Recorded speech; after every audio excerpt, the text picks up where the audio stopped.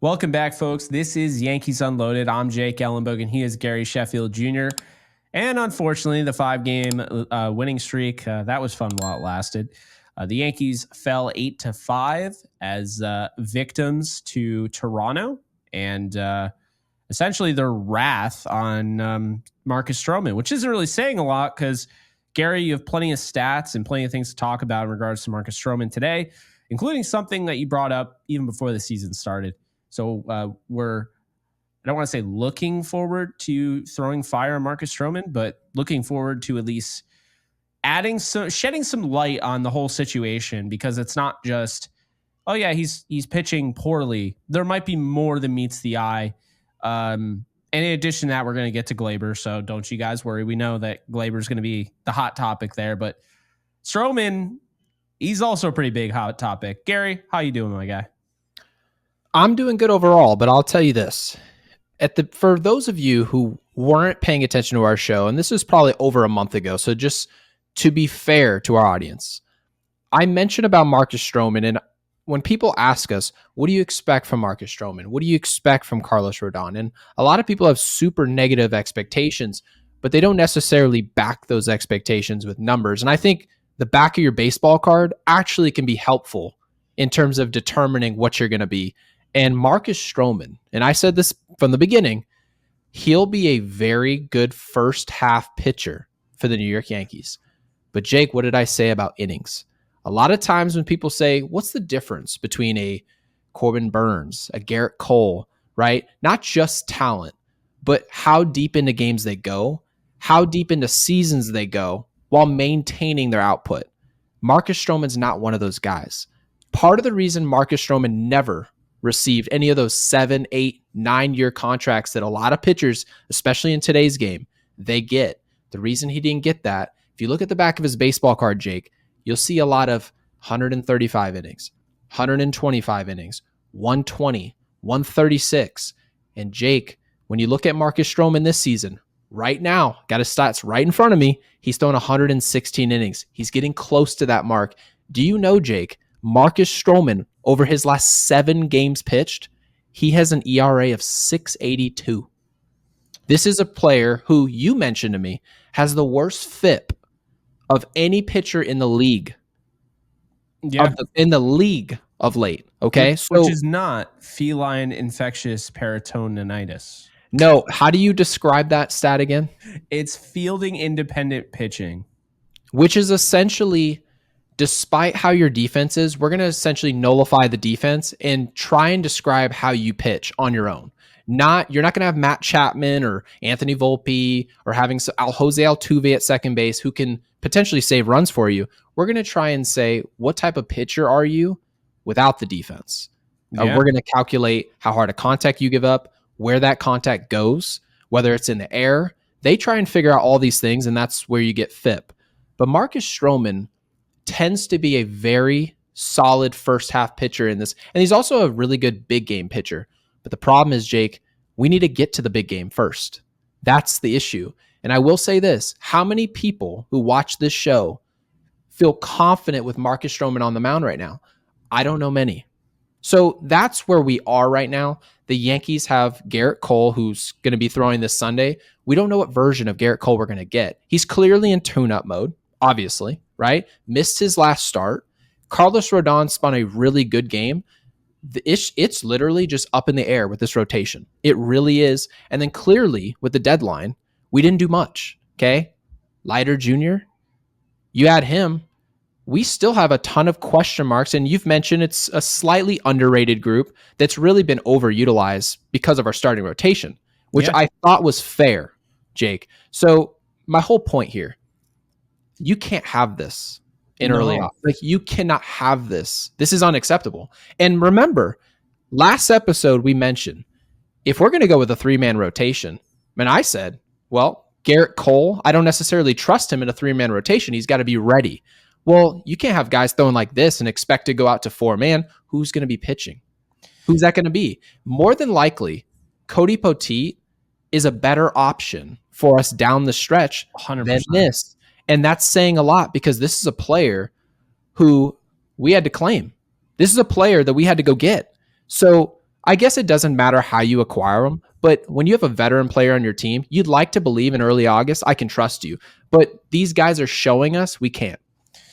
No, I agree with you. I mean, everything you brought up with Strowman is 100% valid and accurate. I mean, this is a guy that just gave up 7 earned runs. They scored 5. The Yankees have a crazy record, and I forget what it is, but when they score 5 runs, they are pretty much almost unbeatable. I mean, I know we say that a lot, like, oh yeah, 5 runs, magic number. No, like I looked the other day, I saw it, and maybe I can find it here in my notes, but the Yankees, when they score at least 5 runs, are absolutely like they've won most of their games essentially. Like I think they've only lost 12 games when they score 5 runs. They have over like 50 wins. So And how impactful, by the way, Jake, because you bring up that a lot. Like you bring up the magic number of 5 runs because you're essentially bringing up the fact that our offense, as our offense goes, we tend to win. And I agree with you. yeah, But how impactful is 5 wins when you have a pitcher who is a veteran guy? He's been around the league. yeah. He's pitched 6 innings in his last 2 starts total and given up 10 runs. What does it matter what the offense does? Like, really, what does it matter? And trust me, we're going to get to Gleyber. We've That's talked a lot about of this. pressure on him. That's for sure. You need to be perfect. And Absolutely. the Yankees the past week have scored a lot of runs. And it didn't really, frankly, matter who was pitching. For the past week, we were just raking. And if you're going to score 10 runs, you're going to win a lot of games. But Jake, as we know, the Yankees aren't going to do that. No team's going to do that long term. This just happens. So our whole point here is that when you've got a guy who's thrown 116 in a third innings this year, and you'd like to say, well, the Yankees told us at the deadline, we want guys who can miss bats, right? That's absolutely the goal. We're not trying to get ground balls. We don't necessarily care if you're giving up fly balls, miss bats, right? Marcus Stroman struck out 86 players this year. 86 in 116 innings pitched. We didn't expect him to strike guys out, don't get me wrong here, but his whip is almost 1.5. Guys are getting on base left and right, and as you know, Marcus Stroman, when he commits a mistake, it's in the seats. So why would it surprise anybody to see crooked numbers up there? It shouldn't surprise anybody, not even Marcus Stroman. So this is not a rip fest of Marcus Stroman. This is us illustrating exactly what the numbers say. And if he wants to be covered in a different way, or if Yankees fans want me to cover them in a different way, because overall, I think there are quite a few players who are giving us a lot, right? Jazz Chisholm being one of those guys. Juan Soto, Aaron Judge, that's part of the group that's helping. But who's not helping? When I give you numbers like this, when they go out there and it's one of their days, how am I expecting to win? And as far as I'm concerned, when Marcus Stroman goes out there, right now it's an L. Yeah, it's really kind of upsetting to see this. Essentially, what was once so dominant, this starting rotation, they kind of carried the front half of the year, and now you're starting to see it's really there's separation here, and Heel's kind of emerging, which kind of goes back to my point about why it would be so stupid to put him in the bullpen, because right now it thins us out more. You can't do it. He's the only one that as soon as he pitches, I'm like, if the Yankees continue to hit like this, and it looks like this is kind of the new Yankees, honestly, I'm going to be real here. I do think Jazz Chisholm, that move, shook something up. It really feels like Anthony Volpe, by the way, I mean, he's been incredible since the All-Star break. I mean, really, when you really think about it, it didn't really click about incredible. I didn't want to go there, but he's been very, very good. And I think him batting ninth, I love it, because now you have a speedy guy who can, when you do the wraparound at the heart of the order, now you got a speedy guy on base that can score from first or second, whatever. But, my point here is that this offense has emerged. I mean, another 10-hit game, and it frustrates me to no end, because we can get it on Gleyber, and we'll get to that. We can get on Gleyber for not running out what he thought was a home run. There are a lot of guys, by the way, that do that. But at the same time, I agreed with Boone on that. So we'll get to that. But, you can get upset with him and not scoring the run. The run didn't matter because the Yankees gave up 8 runs today. Okay. And you're not going to win many ball games when you're giving up 8 runs to the Toronto Blue Jays, who are below 500 after the deadline. Okay. This is a 25-31 team on the road. The Yankees, I told you off air, this is one of the worst things I've ever seen. And it was kind of funny at first, and now I'm kind of upset that I even know about it. The Yankees are 6-16 the last 22 home games, which is actually the worst stretch at home since 1917. Okay. We never get into the 1917, 1920, 1930s, but that's ridiculous. And so what I want to say is that's frustrating, but at the same time, I also want to be real and I want to be fair to the Yankees here.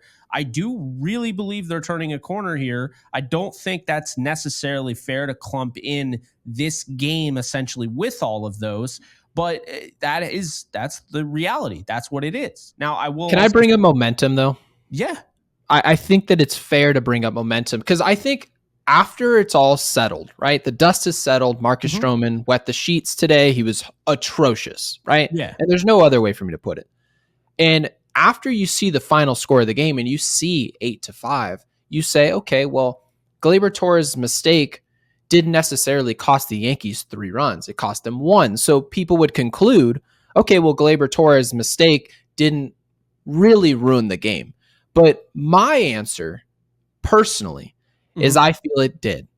And I'll tell you why. Momentum.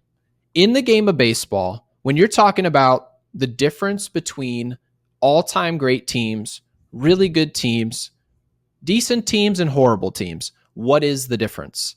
It's pretty marginal. Like, I know when you're talking about the difference between the Chicago White Sox of this year and the 98 Yankees, the gap may be huge. But what really separates the New York Yankees in like 2018, 2019, all the way up to now, and the Houston Astros? What is that difference? That difference is marginal. And a lot of times it's between the ears. When you look at today's game, it was supposed to be a tie game, 3-3. You're right. What's the difference at home, momentum-wise, when you tie the game after getting punched in the mouth early on, we score, and then you tie the game, right? What does that look like? And then right after you were supposed to tie the game, because it was established, Gleyber Torres knew I was supposed to score that tying run. Everybody knew it, right? Aaron Boone, everybody. Now, what happened the following inning? Marcus Stroman, who is already struggling, knows these guys aren't picking me up. I can't pick them up. So what happens? We go out there and put up another crooked number the following inning. The game fell over at that point because what it told me was that we're not around the corner. When we talk about turning the corner, everyone at the same time needs to turn the corner. Not in terms of performance, has to be effort. There's no way in early August, when we're talking about a team, because by the way, Baltimore lost today. If we had won this game today, we're talking about the first place New York Yankees. And I have to ask you about your effort. So when we say we're turning corners, I love what's happening with Chisholm. I love what's happening with Soto and Judge and all these guys, Verdugo and Volpe. There's a lot of bright spots. Today, obviously, Verdugo was atrocious. But overall, since the break, there's been a lot of bright spots for this Yankees team. And I still have to ask you about effort and talking about, well, he only cost us 1 run. No, he cost us momentum is what he cost us. I agree with you. I was That just saying is my problem. In a sense, they lost 8-5. But I totally understand. But I get what you're saying. And let's dive into that now. I am seeing on Twitter, stop me there. But I'm seeing on Twitter that people are actually mad at Aaron Boone because he essentially hasn't called out Verdugo. He hasn't called out DJ LeMahieu. So they're saying that he has a pick on Gleyber, who's actually been hitting well. My thing is, this has been out there. And here's another thing. We actually just went over this earlier today, off air. We're hanging out on Discord. And believe it or not, folks, we went through every single top prospect from 2011 to 2024. And Gleyber was in the top 5. Is he a top 5 player? No. So the point is, we went over it because, you and I, we're looking at top 10s of that. Just like who out of the top 10 of the prospects in the major leagues, right? who ended up becoming stars? Because it went back to, don't you just trade the prospect if he's going to be good? Don't you just go out and get a star and not worry about it? But if you really feel like he's a superstar, then it's like, okay. Because that's really the point, is that you could really just sign anybody in free agency. I mean, even especially stars. being us, Yeah. because people think that just because this prospect is highly rated, he's going to be a superstar. That is not what that means. No. Being highly rated. Well, we found that out the hard way today. It doesn't mean everything. People look at Jason Dominguez, Spencer Jones, right? Warren, everybody who's ever been at the top of the Yankee system, there have been countless names. And I promise you, there are people in our comment section that can name plenty more names than we can. Oh, yeah. They will tell you, what would you have thought if the Yankees traded their number one prospect every year the last decade? Most people would say, what are you doing? We're going to have nothing left. But after you pull back the hood, people would say, maybe these guys aren't really worth what we say they're worth. Maybe Jason Dominguez has an opportunity, Spencer Jones has an opportunity to be a great player. But what are the actual odds, right? Yeah. Not everybody who's a top prospect becomes a great player. You actually, off air, brought up Jurickson Profar. Jurickson Profar is a player who this year was spectacular. Absolutely and utterly just perfection as a baseball player. Contact, somewhat of a power game, plays great defense. He's the whole package. How many years did it take him to finally make his major impact? This was a number one prospect in all of baseball. You answered it. 9 years. It's a long time, Jake. But I want to circle back, by the way, to Gleyber Torres and the whole issue really I have. Because you liked, before we went live, you actually mentioned that you were happy to see Gleyber Torres post-game take accountability. I love it. Having accountability is a good thing. But before I kick it to you, I have to say this about Gleyber Torres. I just don't know in a contract year if I need the accountability to occur post-game. In a contract year, in a win now season that everyone's told me about, you need to tell me in the media that you finally understood the problem and that the problem today was you. Gleyber Torres has done this before this season. Remember, he did it earlier this season. And what did Aaron Boone tell us? Oh, he hurt his groin. Do you really think Gleyber Torres hurt his groin? He didn't. No, I think Aaron Boone was siding with him. And he's been that way, and he's been a player's manager. And I think today he snapped because he's like, I'm getting hated on by Yankees Unloaded. I'm getting all this flack from all these different places. And I loved the way Michael Cann, the broadcast, brought it up. Aaron Boone could have gone in the clubhouse and talked to him.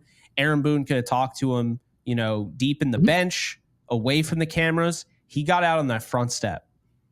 He got out on the which is where it has to happen. Exactly, because it's a statement not just to the media, not just to us, not just to the fans, but to the team. That makes it known, like, okay, this is not okay. And Gleyber, in the moment, he has every right to complain, right? I mean, it's a heat of the moment. You want to be in the game. He's trying to plead his case. And, Boone says, no, this is how it has to be. So he puts in Oswaldo Cabrera, who it's kind of, I've mentioned this off air too. Gleyber had one hit in one at bat today. You could argue, he could have been on to like another really good game today. He's been hitting well. Cabrera went 0 for 3. So you could argue that might have actually hurt the Yankees, but I don't even care, even if it did, because I think this means more. Setting this tone for the clubhouse is everything, first off. But I think second, and go with me here because I understand this sounds ridiculous. I mean, this is a veteran player. I shouldn't even have to say this, but Gleyber, the point I'm making here is that I do think he's become way too comfortable. There's no competition. There are other players around the league that have competition. There are other players around the league where if he had that error, there's a guy who's just as good as him that they signed behind him. I mean, think about this. The Rays had Paredes, they had Yandy Diaz, and they had Ahmed Rosario, okay? Rosario wouldn't even play every game. Like, they had him waiting in the wings. That's a guy we were talking about that we wanted at the deadline that could make an impact. Right? Yeah, but didn't also you ask me about fans and the jamokes on Twitter saying, well, if you're on Gleyber Torres, why are you picking on Gleyber Torres? Why didn't you bring this up with Alex Verdugo? Why didn't you bring this up with another player? Do. You know what the answer is? No, we do. Anybody else, right? So for people who don't, right? The whataboutisms, who cares? I'm talking about now. But think about that, Jake. Yeah. Why would anyone ever ask that question? Why are you hard on this player and not this other player? Have you ever driven with a headlight out, Jake? Has that ever happened before? I'm sure at some point. Okay. I'm assuming most people who are watching the show today have driven with something. Expired plates, a headlight out, a tail light out, something wrong with your car that you really know you should stop for. And then all of a sudden you go through an intersection and you get T-boned. Would you stop and check your plates now? You wouldn't. No. Would you stop and check your taillight? You wouldn't. Just because there's an old problem doesn't mean you address it right now. You address the problem that just happened. That's what you address. He cooked with that analogy. He absolutely just cooked with that analogy. Thank you. I wanted to make sure I didn't forget what I was saying halfway through, but I will say this, Jake. Yeah. You just cannot tell me that it's acceptable. You said, you know what, this other person is committing this action. Now I need to turn around here and say, well, hold on a second. Before I address this, let me go figure out what Verdugo's doing. No, the time to fix the Verdugo situation was 3 weeks ago when the deadline occurred. And a lot of us were saying we would like to see some action on Alex Verdugo and what we do in left field. We would like to see some action in the bullpen. We would like to see some action with Gleyber Torres. Potentially we go get a Jonathan India. We were asking about various players, a couple guys, right? Paredes. We're talking about guys in Tampa. Those answers, where do people think these players, where do the people think Jonathan India was going to play? Gleyber Torres was more than likely the guy we were telling you would be the odd man out. That's not because we hate Gleyber Torres. Stop telling me about hate. That's Twitter talk. Yeah. There's no such thing as hate. This is an industry of output, input. I hate, by the way. Isn't it insane? It's like having a job and then your boss is like, hey, Gary, you know what? You work from 8 to 5. It's unacceptable that you're showing up at 8:30. I go, wow, the hate, boss. What are we talking about? Yeah. You're not doing your job to what you're hired. You're hired to do a certain job. Gleyber Torres' bare minimum is to give us effort. And then once you've given us the effort and we see that the output isn't high enough, then now it's Brian Cashman's job to say this player is giving his best effort. It's not enough, and we'll go get it with another player. But what if that player is not giving you the output? And then before that, as a prerequisite, he's also failing at effort. Yeah. What are we doing as a Yankees organization? We have so much going right, okay? But we also have so much going wrong where we're not asking for the bare minimum when you walk through the door. I think that's a huge indictment on leadership. I've talked about this a few times, but want to bring it up again today. We have got to say this is unacceptable, and I don't need you to tell me about it in the media August 1st or 2nd in a pennant race. Show it to me on the field. And frankly, do I think just because Gleyber gives effort, he should now be on the field? Not really. You need to play well and give me effort. And if you're not going to give me effort, well, then I can't even introduce you to the starting lineup for a team that's trying to win the World Series. No, I get that. I'm actually kind of excited to see if this kind of lights a fire under his ass. I mean, do you really think it does? I don't know if and I'm actually asking. No, I genuinely don't know, right? I mean, there's nothing to tell me that, but I mean, this is the first time in Gleyber's career where he's actually been somewhat called out this year. Benched before. I think the fans have really gotten him more this year than ever. And so I am excited for him because, I mean, I get listening to Michael Kay, I thought he was perfect tonight, just saying all the right things about the whole Gleyber situation. Because look, I mean, let's be honest here. He is, he's calling the game on Yes Network, the Yankees Entertainment Sports Network. He is not afraid to say anything. I mean, he'll say whatever. And I love that about him. And he got a lot of flack for how he, called out Joey Gallo. Remember that? He got flack for that. He's like, he's probably statistically the worst 500 at bats in Yankee How do history. you get upset about a color commentator bringing up the numbers? When we all went and collected baseball cards, I didn't have any impact on the back of a Barry Bonds baseball card. Not once did Barry Bonds strike out Walker, hit a home run because Gary Sheffield Jr. talked about it on the air. No, they thought I it was read a it. low blow because he had gotten traded. Personally, for me, I blow. loved it, and this Sports. is why I'll continue to I'll defend Michael K. But look, he said it exactly like how you were trying to say it, like with Gleyber. I don't understand, and he was saying this to Joe Girardi. He's like, explain to me, or like, you know, along these lines, I don't understand how Gleyber in a contract year is not showing hustle. Like he couldn't even believe it, because we can't believe it either. So I felt like I was represented in the booth today, just like listening to Michael K, which is why I think he does such a great job. But it's frustrating, because there are guys, you associate contract years with 1 year wonders, right? That's what you do. I mean, typically speaking, a contract year is when a guy who has never been good ever just somehow has that energy, that jolt. Finally, for the first time in his career, I'm about to get paid generational wealth level money. I need to be on my best game. And we've seen it before. I mean, hate to throw shade at Peyton Hillis, the running back for the Browns, but he took the money and ran. He was never the same again. Like, right. You know what I mean? There are guys like that in sports where it's just like they get paid and then you never see them again. Get paid first. This is a business. I get it. Listen, I totally get it, Jake. You're in a contract year. Maybe you're going to, instead of your second to last year, you're not quite going to really push it because you really want to push it. That contract year. Comp on this show, by the way? My comp. Gleyber Torres? Yeah. No. D'Angelo Russell? You have said that a couple times. He's 100% D'Angelo Russell. And I actually think, I'm starting to really believe this. I think he'll be back in New York.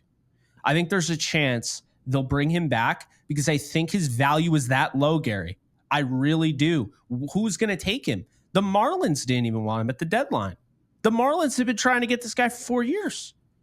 So I really am in that boat, Gary. I'm starting to think he might actually be back next year. I'm not guaranteeing it, but I'm starting to think that he's not going to have anywhere else to go. His value is going to be in the water. Okay. He is absolutely, at this point, say IKF was considered overpaid by people, right? He got $8 million this year from Toronto, and before he was shipped off to Pittsburgh.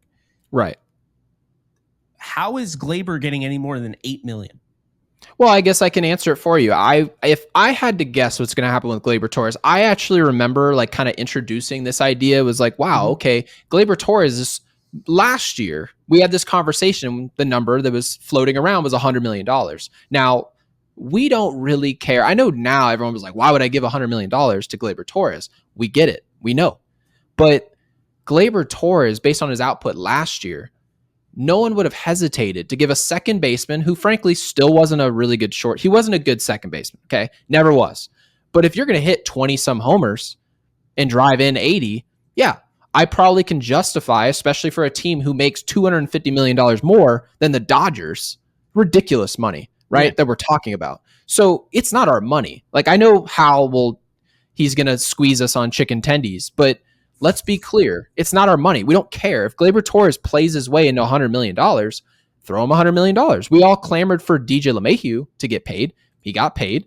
And now it seems like the Yankees are like, well, we can't do what we want to do because of that money. Well, if you look at big picture, the Yankees can continue to spend, clearly. So my whole point here, I just feel like Gleyber Torres is going to end up in a situation where he takes a short-term contract with whoever. Could be the Yankees, but it's more than likely going to be a contract reset, very similar to what you see out of Blake Snell right now. Blake Snell, represented by Scott Boras, didn't get the contract that he wanted, right? Goes out there. Blake Snell.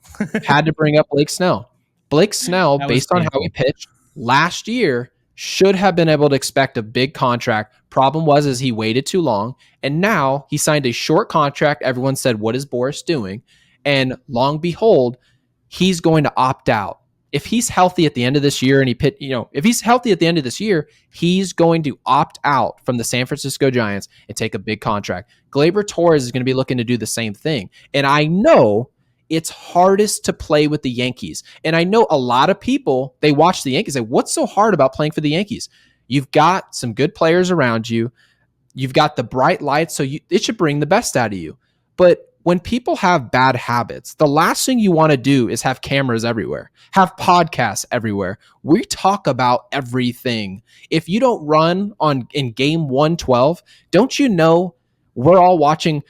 Our audience watched a 2-hour podcast in the middle of the year. I know. So you really think in the middle of a losing streak? In the middle of a losing streak, how many people do you really think would watch a 2-hour Arizona Diamondbacks podcast in an 11-1 loss and talk for 2 hours and be like, I want to see what these two guys have to say? Do you guys really think that this happens across baseball? It doesn't happen often. So my point, Gleyber Torres can go hide for probably a 2-year contract with a player option.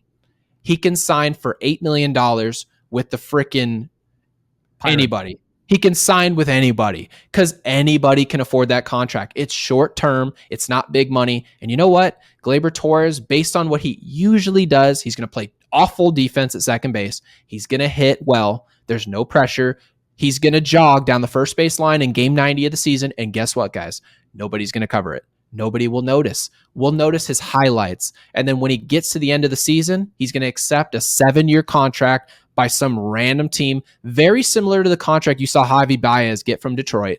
He's going to get a 6-year contract for $125 million. It'll be the last. Thank you. And it'll be the last you see of Gleyber Torres. We'll just laugh at the contract in 4 years. That's my estimation of what's going to happen with Gleyber Torres. And this is coming from someone, frankly, if you asked me last year or the year prior, I like Gleyber Torres. I'm not in the industry of putting guys on the team because I like them.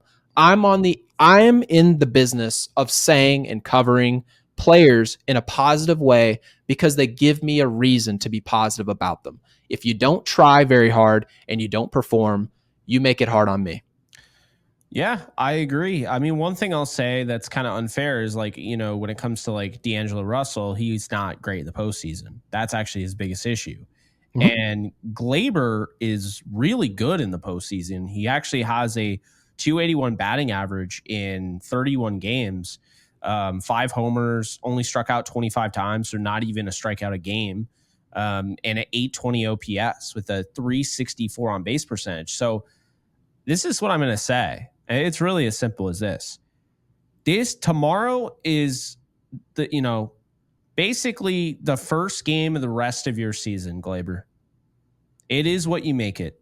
And you have been, in a sense, one of the more crucial players in the postseason for the New York Yankees. And still, they're 14-17 in those games. But the point is, though, he's stepped up. He's done his job. I mean, to me, if you have an 820 OPS in the postseason, 31 games as your sample size, you have an on-base percentage of 364, you're doing things that superstars don't even do. Judge, can I ask you a big question? Lower than that. But I have a big question for you. Yeah. And I actually really want your answer because I'm curious on this. And I feel like you're very qualified and fair to answer this. Mm-hmm. If Gleyber Torres, let's just say, best case scenario, he learns from this experience. It's ridiculous that it's happening in itself. I know at this stage. But if Gleyber Torres tomorrow was just busting his behind down the first base line every day from this point forward to the end of October, and we go into the World Series and let's just say we lose, right? Mm-hmm. We'll just make up a scenario. But the whole time from today on, you saw the best possible version that you could imagine out of Gleyber Torres. Do you give him a long-term extension? Not long-term. Me either. I think because you have to be in the moment. And, you also have to understand, long-term, I mean, you gave Aaron Hicks a 7-year deal. Just because you gave Aaron Hicks a 7-year deal doesn't mean you should go ahead and give 7-year deals out to anybody. That was a mistake. Don't, replicate that mistake. But, I mean, I offer Gleyber a 2-3-year deal. If he were to do that, I'd be like, okay, we already have Jazz at third. Gleyber, you want to come back? I mean, I'll tell you right now.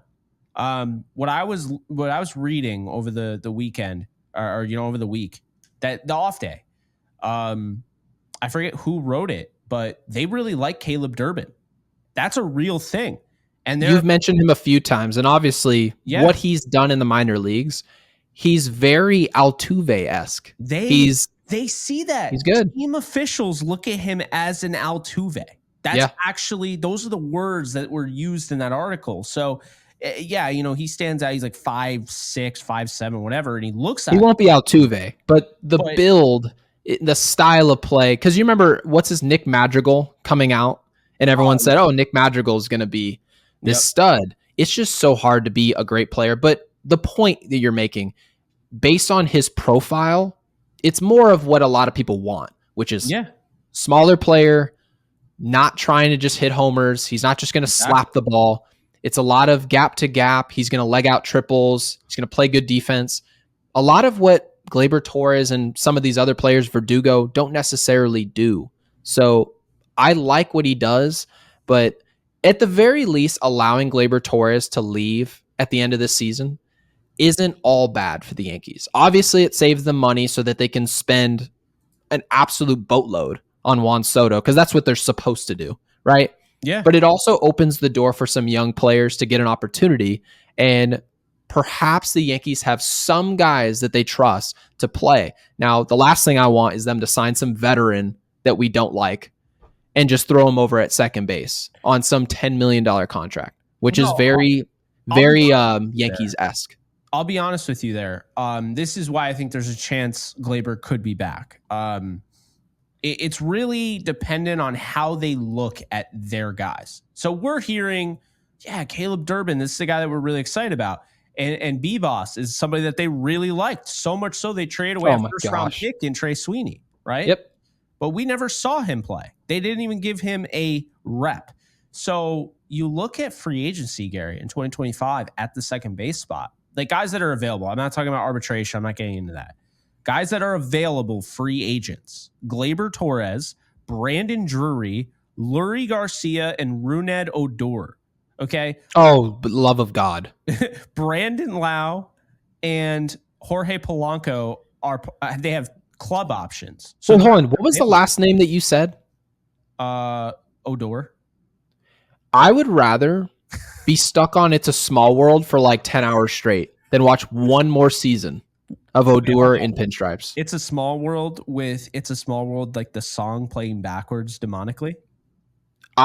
There's nothing in this world there's nothing in this world worse than watching that, because it's actually everything that people came to dislike. And I liked his effort. Like I thought in general, I didn't want him at all. But there was nothing to like. I mean, if all you need's effort, well, we've got a sea of viewers that love the Yankees, and they watch our show every day. They would love to hustle down the first base line. They won't get a hit all year, but they sure as hell would love to sprint down the line for you. Here's what they could do.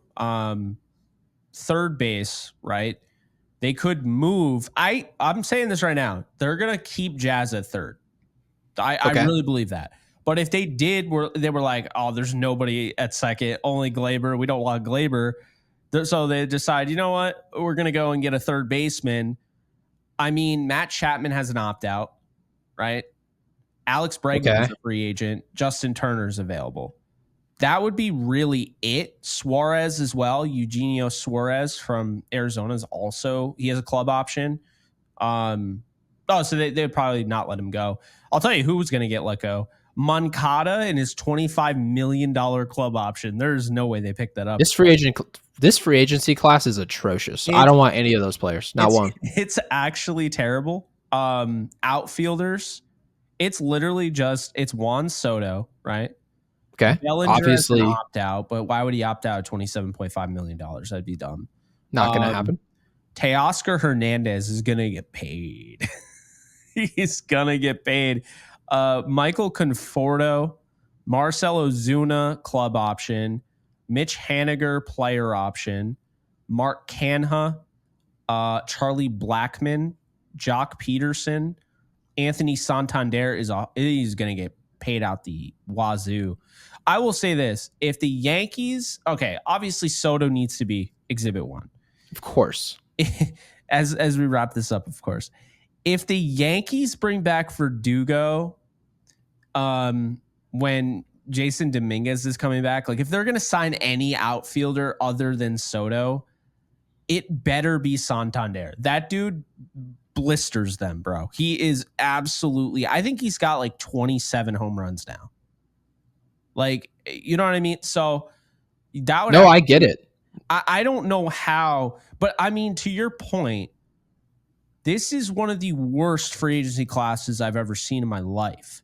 Which makes you pay for your past decisions, because everyone always thinks, well, if we don't develop a left fielder, you'll just go into free agency and we've got that answer. Well, the answer technically is now Hernandez. If you're really going to solve that, it's him. I could see Cole opting out.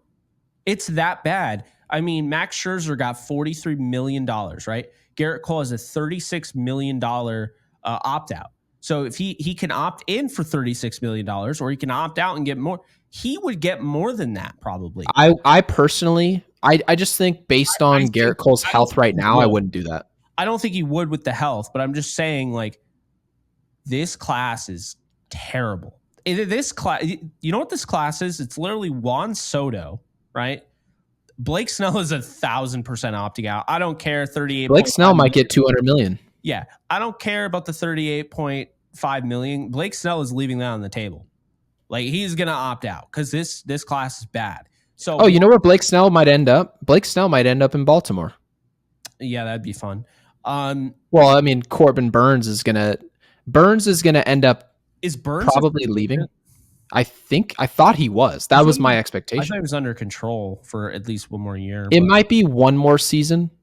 That might be a possibility. So don't quote me. Yeah, I'm not seeing him. Oh no, you're right. He is a free agent. He's gonna So he's gonna get huge money. Obviously, $23.7 million a year is the projection. 7 years, 165 million market. Oh, please. There's no way. No, there is no way. There's no way he's getting paid less than Carlos Rodon. No, you know where he's going to go? He's going to go to Boston. Really? Yeah. Boston in general, you just have to remember, because the only reason I'm talking about this is in division again. Yeah. Is the Boston Red Sox have been a team that fans over there and their ownership in John Henry have always wondered which one of these starting pitchers, because they signed Trevor Story, right? And he was like, well, hold on, I spent money, so I'm not going to do it again.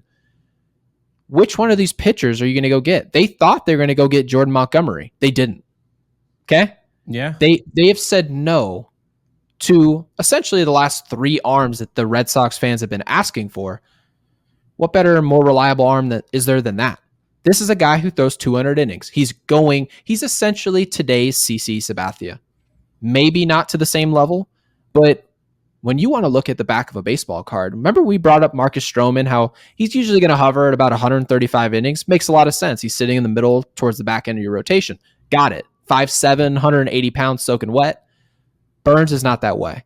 Burns is going to go out there, give you 210 innings. He's going to be there in late October. You make a run, he's ready. You want to pitch him on 3 days rest, he's ready. There's certain guys in this league, whether it be mechanics, whether it be their makeup, they've got it. Garrett Cole's one of those pitchers where I know outside of this year, Garrett Cole was one of those guys you just toss in the ball and get out the way. You have an expectation of him. It's not a performance. He just is who he is. So when you talk about the Boston Red Sox and getting a pitcher, what better guy is there to put trust in than Corbin Burns? I mean, and I don't want to see it, right? Of course I don't want to see it. So I'd like to see the Yankees get him, but we kind of know that the Yankees aren't going to give up. They're not going to give a $600 million contract and then turn around and sign Corbin Burns. If they do that, well, it's a party on this podcast. You guys might not even realize it, but the Yankees, oh my God, Lou Trevino has a club option. He still would be on the team. I feel like he's been on the team for a century. Clay Holmes is a Freddie Krueger nightmare. Clay Holmes is a free agent after this year, and so is Canely and Loizaga. I think Loizaga's back because I think it'll be cheap. He's coming back from, I think he got Tommy John, right? He's almost 30. Who? Loizaga? Yeah, he did. Yep. So I think Loizaga will be back on like a team-friendly deal. Canely, yeah, a free agent, and so is Clay Holmes. you might not even know this. Canely is making $250K less than Clay Holmes. So pretty expensive relief pitcher there. But Gary, there's a lot of like good relief pitchers that are going to be free agents. And Daniel. So you're saying the Yankees should be looking that direction this offseason? Well, your boy has a club option, so he's not going anywhere. Who's my boy? Devin Williams. Huge fan of Devin Williams. He got hurt this year, but I'm still a huge fan. You know what they should do? What? The Yankees should trade for him in the offseason. I wonder if they would do that. He's got a club option. It'd be $10.5 million, so it's a lot, but he'd be fresh. Like, he'd have a whole season of essentially no pitching. I mean, you can argue fresh, but then you can also argue, like, would you argue Garrett Cole next year is fresh because he didn't pitch a lot this year? He's hurt. I get that, but I mean, yeah, but like my thing is like, Clay Holmes is probably going to want that money. And it's like, I would rather give it to Devin Williams personally. Clay Holmes is also, he's getting up there in age, right? So I don't know. Aside from that, though, Canely, Esteves, I bet you the Yankees, who's, by the way, an unrestricted free agent, I bet the Yankees go hard after Esteves. Sure. So that would be, because he can be your closer. He hasn't given up a run since May. But this will be stuff that we cover. Don't worry. The show isn't going to end if the Yankees are eliminated or if it ends with them holding up the World Series trophy. The show's not going to end there. We're going to continue to cover the Yankees after the season, and we'll get into all these names at a later date. Just a rabbit hole we fell into. And, I'm glad we did because it gives you kind of some idea.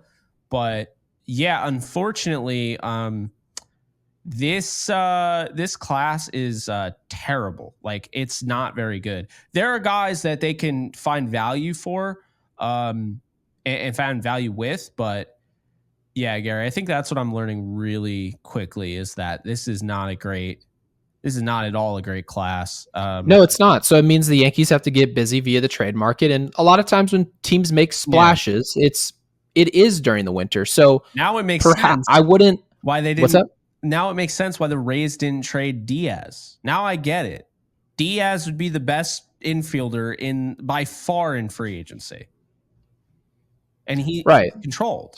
So I guess you can make the argument the Yankees can get that stuff done this offseason, which is terrible timing given we're in a win now season. So, but I guess you can not call it a win now season if the Yankees just bring back Juan Soto. But by the way, before we go, I need to give people a movie. Oh, yeah. I need to give people a movie. If you stuck around this long, I'm going to go with the 2013 film that absolutely no one wanted to see and no one saw in Lone Ranger from Johnny Depp. Lost $250 million. Terrible movie. I'm coming up with bad movies for people to know if we lose. And anytime we win, I'm going to give you guys a good movie. So I like it. Yeah, so we're going with Lone Ranger. Lone Ranger. There you go. That's going to do it. We appreciate you guys. This is the Yankees Unloaded. I'm Jake Ellenbogen. He is Gary Sheffield Jr., and we are signing off. Until next time, you guys take care. And like this video.